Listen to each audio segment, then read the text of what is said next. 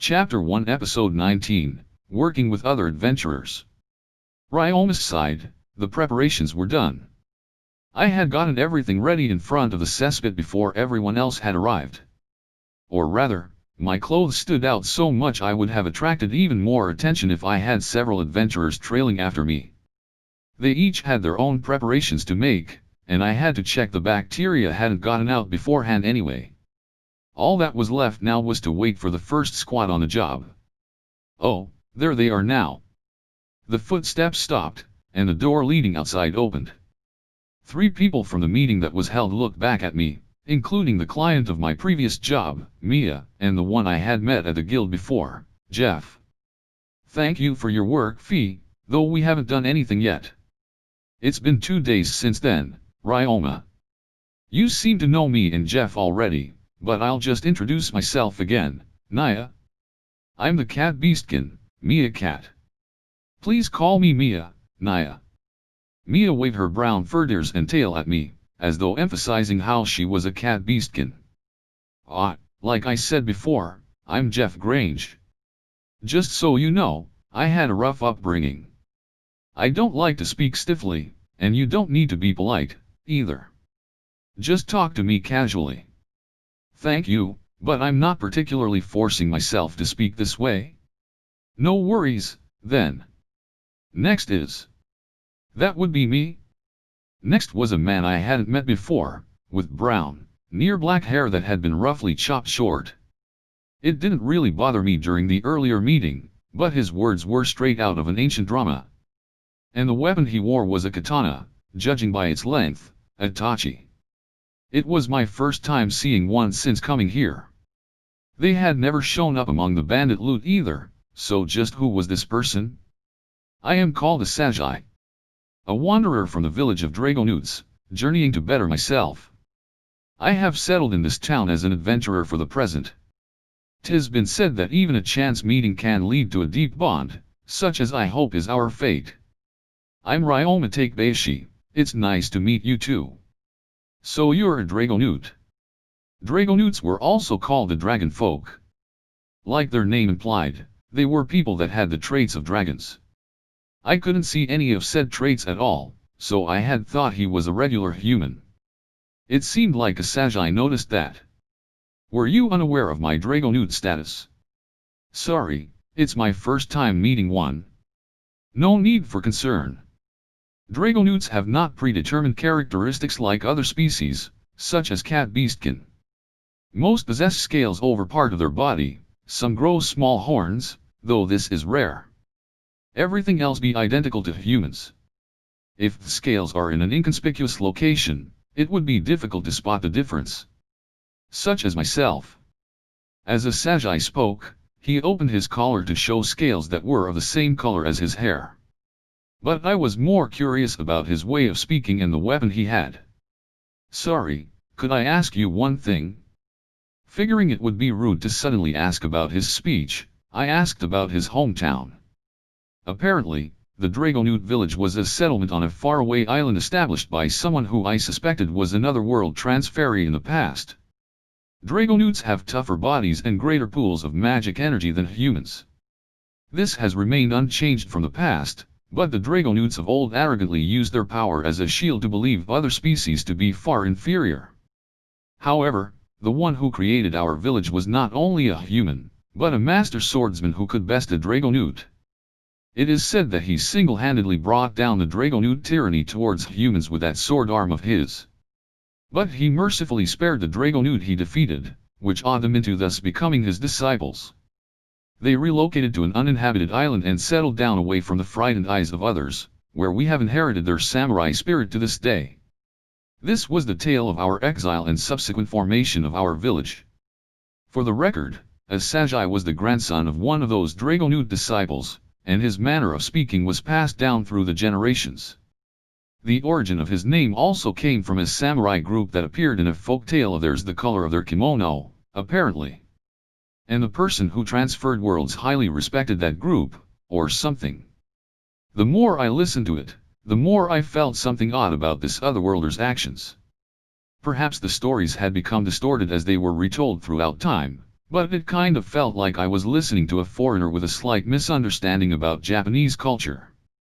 Hey, your conversation's real interesting and all, but shouldn't you get to work already? 011, fair point. Looks like we got carried away. Jeff's words brought us back to the present, and we got back to work. I'm going to open the door now, but first take this handkerchief and soak it before wrapping it around your face. I gave the cleaner slimes an order to fill the container I prepared with their deodorant solution. What is that? This is the deodorant solution of the cleaner slimes. It reduces bad smells dramatically. Poisons and other toxins won't enter your body this way. I see. The three of them watched me soak my own handkerchief and wrap it around my face before copying me. I'm going to open it now. Then, I opened the door. I'll be back, ugh. Gadot. I was halfway through my farewells before heading off to work when Asagi suddenly started retching. Are you okay? Forgive me. I was prepared for a stench when the door opened, but couldn't smell anything, so I let my guard down. Dragonutes have noses as sensitive as beastkin. The moment the handkerchief slipped, I ended up like this. Oh, so that was why. I was the same at first. That's just how it is. I'm a human and the same thing happened to me yesterday. It smelled so bad, it reached my eyes. I wouldn't have been able to bear it if it weren't for my slimes. I'll leave the deodorant solution here, so please use it freely. Now, I'll be off for real this time.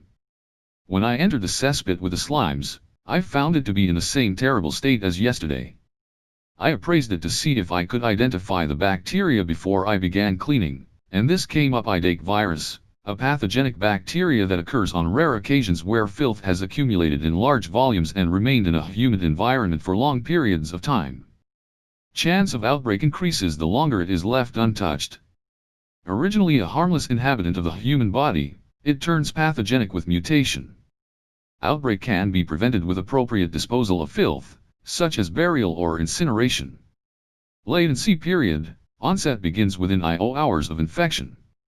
Symptoms: develops in the order of dizziness, fever, chills, numbness in limbs, full body paralysis, mental deterioration, cardiac arrest. Life-threatening. After effects: paralysis in limbs may remain. Transmission: oral infection. Remarks: weak to heat and aridity. Remedy available. There really was a terrible bacteria present. I cleaned it all before I noticed last time, so I didn't get to appraise it.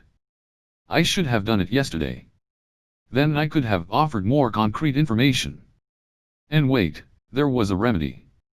The moment I found out the disease name, the corresponding medicine and recipe just surfaced in my head like I was recalling something I knew. It seemed like it was in the knowledge I received. I should inform those above about this. Everyone, can you hear me? What's wrong, Naya? I cleaned myself and the surrounding area before the door and opened it a little, which Mia noticed immediately. I used appraisal before I began cleaning. As a result, I discovered the toxicant is a source of an epidemic called the Idake virus. Furthermore, the Idake virus has a remedy. I returned to pass on this information. Is that for real, Naya? FFES, there's no mistaking it. The remedy will require several expensive ingredients, and it may be too late for us to prepare it now, but could you send a message to the guildmaster anyway? I'll go. If I tell the old man the disease name and remedy, he'd probably prepare enough for us, even if it's expensive. I don't know how long it'll take to prepare, so make it quick. Wait a minute. Tell him how to make the remedy at the same. That way all you need is the ingredients and an apothecary even know how to make the remedy? It was one of the things I learned from my grandmother. That is most reassuring to hear. If you could impart that knowledge, I shall write it down. Asagi promptly took out writing materials he had prepared in advance, and I informed him of the medicine's formulation. He didn't seem to understand all the technical terms, but he wrote everything down smoothly when I told him how to spell the words. I hadn't written anything with a brush for a long time. I've only been using quills or pens made from wood since coming here. But I never used brushes in past life either, apart from writing New Year's greetings. Done. Will this do? I read over the contents once to make sure there were no problems, then Jeff immediately went running off with a note. Then I headed into the toilet pit. I didn't need any more information from the filth.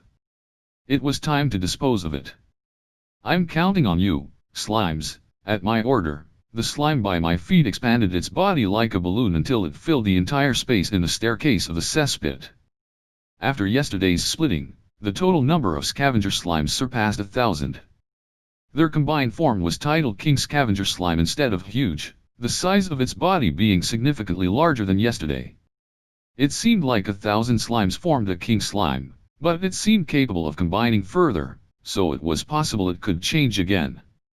I didn't know how far it could go, but the skills were as follows: King Scavenger Slime XL skills, Disease Resistance 7, Poison Resistance 7, Foul Feeder 8, Cleanse 8, Deodorize 8, Deodorant Solution 5, Stench Release 7, Nutrient Reduction 6, Physical Attack Resistance 3, Maximize 4, Minimize 6, Jump 3, Gluttony 1. Consume and Absorb had disappeared in exchange for a new skill called Gluttony.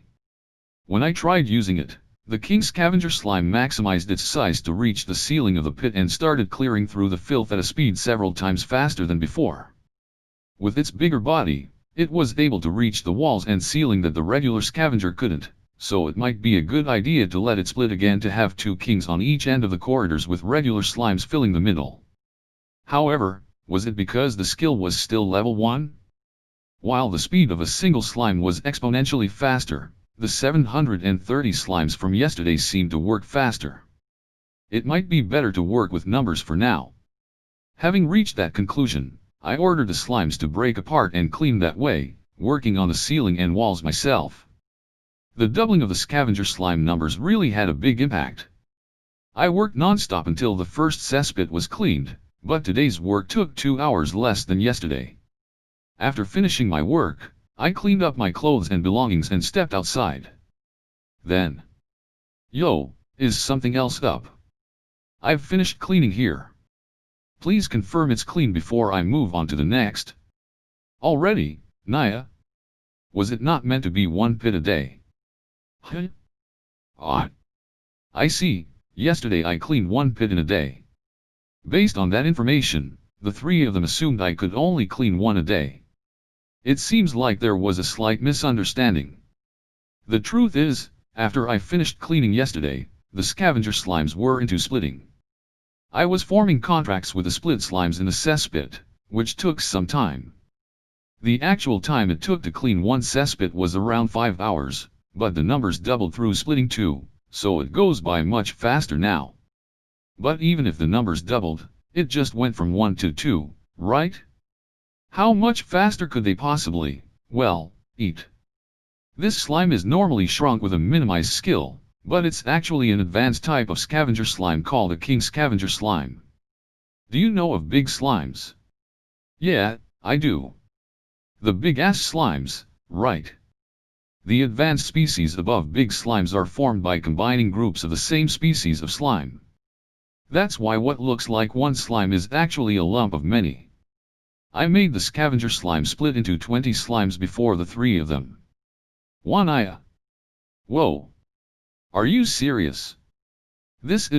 I learned the other day that barely any research has been done on slimes, so the only ones who know this are Mijilfon, my acquaintances. Since I have always researched slimes, I believed it was common knowledge when I talked to everyone. I'm sorry. No, if the work can go smoother then it's for the better. But how many of these scavenger slimes are gathered in this 1 slime? 1,464 slimes. 8,000 and. No, excuse me. If there are that many, then this speed is most reasonable. Please keep the slimes as secret as part of the confidentiality of this mission. After that conversation, they confirmed the pit had been cleaned and I moved on to the next cesspit, rinse and repeat.